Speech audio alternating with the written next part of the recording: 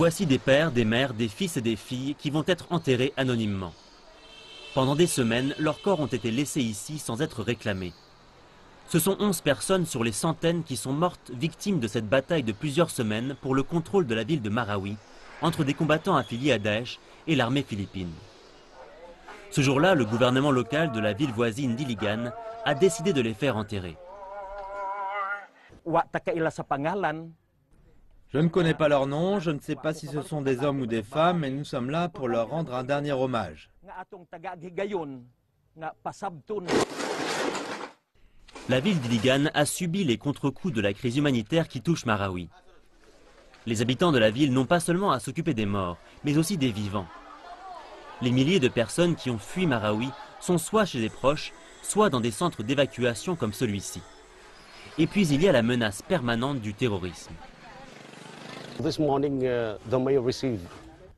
Ce matin, le maire a appris que presque 300 hommes armés ont été vus à Traguluan 2, partie de Lanao del Sur. Un membre important du groupe Maote, un groupe terroriste relativement nouveau qui constitue la majeure partie des combattants qui se terrent dans Marawi, ce membre important aurait réussi à se faufiler entre ces checkpoints avant de se faire arrêter jeudi matin. Le porte-parole de l'armée à Marawi n'a pas confirmé l'existence de menaces hors de Marawi, mais voici ce qu'il avait à dire. Les forces armées ne laisseront pas Daesh établir son califat islamique ici à Mindanao. L'armée devra pour cela commencer par mettre fin à la crise dans la ville assiégée de Marawi.